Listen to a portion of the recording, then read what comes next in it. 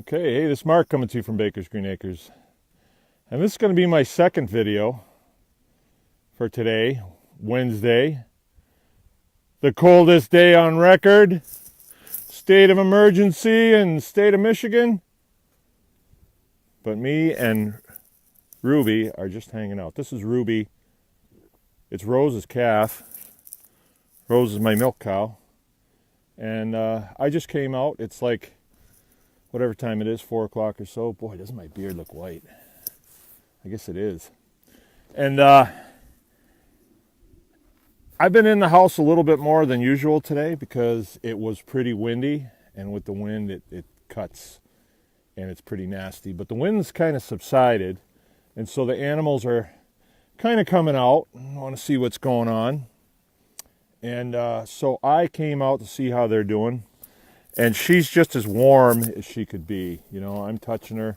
There's no shivering or anything. She looks a little dramatic, but I touched her hoofs and they're nice and warm. So it's just peace of mind for me. And then I brought them out a bucket of grain that's sweet. And so I don't know. I think it makes me feel good. But let me turn the camera around and I'll show you the other guys. Okay, there's the other guys, and these are their huts. I just brought them out warm water too from the butcher shop. Like I was telling you, I make hot water all day long, and it's kind of nice because that energy goes right into their bellies. I brought them out 10 gallons, so between the four of them, although she didn't want any. And it wasn't hot water, it's just warm. You know, if I put your hand in it, it's kind of like a bathtub. And so they come out and they get that, and it kind of roughs them out a little bit. And as soon as the sun goes down, they head into these huts. And where it was blowing today, you can see there's a little bit of snow in there. So I'm going to bring out some more bedding. She's not too bad in here. I'm going to bring her out some more. And then the ones over on the garden, we're still not mixing them in with these guys because we want to make sure that their problems don't spread to these guys. I don't think it is. I think their problems are just kind of like mechanical. They've got abrasions on their lungs. But that can turn into pneumonia. And so we're going to keep them separated. These guys are rock solid right now. And the huts, what I did, as I told you before, I covered them up with snow, and so it insulated them a little bit from the wind.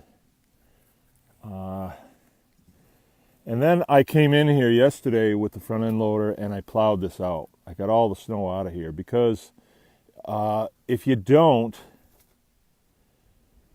they seem to just make trails from the huts to the water to the grain feeder there, and their scope of movement shrinks. And I'm not sure if that's a good thing, because when I was doing this yesterday, I accidentally knocked that gate off the hinges and they all got out. Now normally in the summertime I wouldn't think that's a good idea because the garden and the flowers and everything else, but at this time of the year it's like, well, what are you going to do? And they just went, and when large animals run, it's called bucking and farting. So they were bucking and farting across the yard. They run and they just have a good time. So we let them run around for a couple hours, and then they wound up back in here. So it's important to keep their area too. Okay, turn back around. That's pretty neat.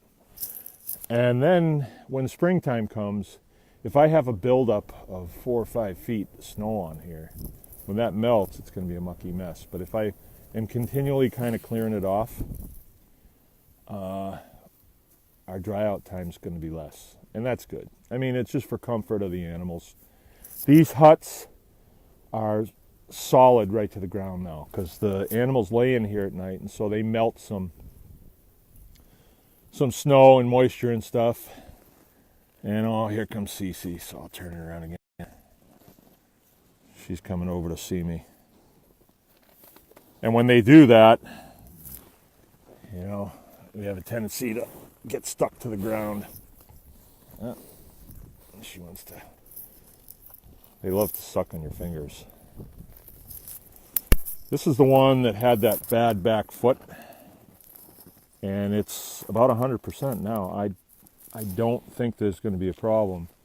She's a heifer, so we're going to try her on pasture and see how she does. That's Merriweather. Never was anything wrong with Merriweather. And then the other one is Cole, and he's a steer now. And then this is Rube. I'll turn around. This is Ruby right here.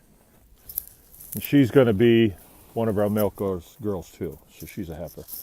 But she is a through and through Jersey. And then Cece here, this big black and white one, is a Holstein. And Holsteins are kind of like the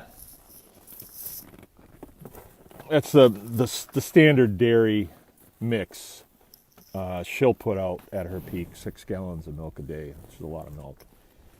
They're not known for doing real well on pasture. They're mostly a cow that you have to give pretty high-end stuff.